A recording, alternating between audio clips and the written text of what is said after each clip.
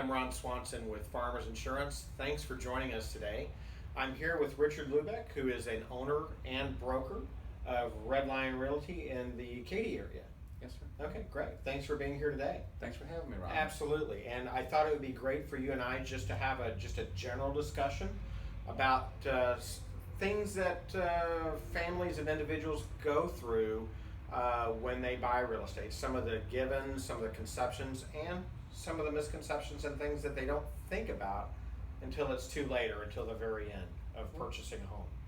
Insurance is a huge part of what we do. The age of the roof, the wiring, plumbing, there's a lot of moving parts and variables to these transactions.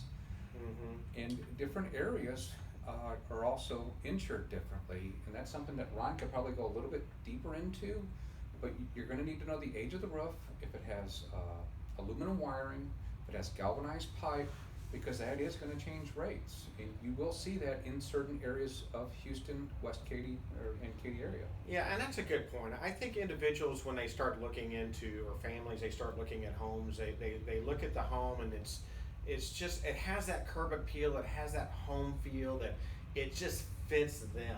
It's an emotional purchase. It's an emotional purchase, and who wouldn't want that?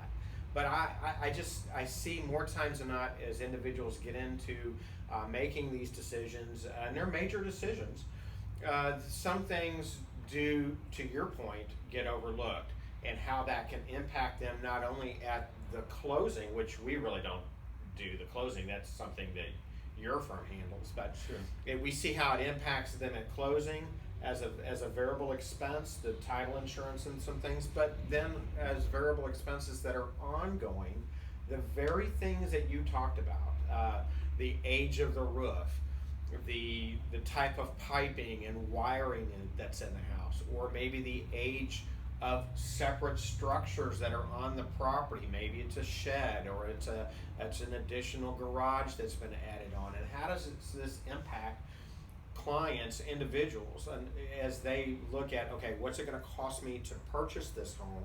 What's it going to cost me to insure this home? And then what are those ongoing expenses that can impact me either positively or negatively over the life of me being in that house? Right. If the roof's been replaced, it's going to be lower. If it doesn't have galvanized pipe, it's going to be lower. If it has copper wiring, it's going to be lower. And a lot of that stuff can be fact found when you do the inspection, and that needs to be conveyed to your insurance agent as soon as you get that information, so that they can do a correct assessment of what that insurance policy is truly going to cost you. You also need to know if you're in a flood area, 100-year, 500-year, Zone X, if you're in a high wind area. And then there's different neighborhoods that have different ratings. They can be across the street from one another, and your insurance agent with the property address can assess that. So we can run property evaluations and look at the overall consumer report for the client to help them better understand what the situation is that they're moving into for the purchase of that home. Something that you brought up that I think we see impact clients greatly is things that not only will it impact maybe the cost of insurance as an example, but also how is it going to impact their cost of maintaining that home over the period of the lifetime. And so the age of the roof as an example. The age of the roof can impact the home insurance value, or not the home insurance value, but the premium that the client pays by as much as 10% a year. That's a lot when it comes to a monthly payment with your mortgage. Right. Also, the type of plumbing that's in the house can also impact the price.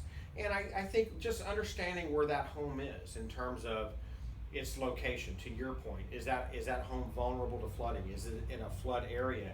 Is that area known for flooding, or is it on high ground? You need to look at those things, and you need to estimate what those costs are going to be, or have a better understanding of what those costs are going to be up front. Right. Look at the whole picture. Don't make a decision based on the curb appeal, as Ron was stating earlier. Once you look at the whole picture and all the financials involved, that stops things from breaking out. You know, people hear all the time, well, the house didn't close because of such and such. and this is one of those variables that causes houses not to close. Absolutely.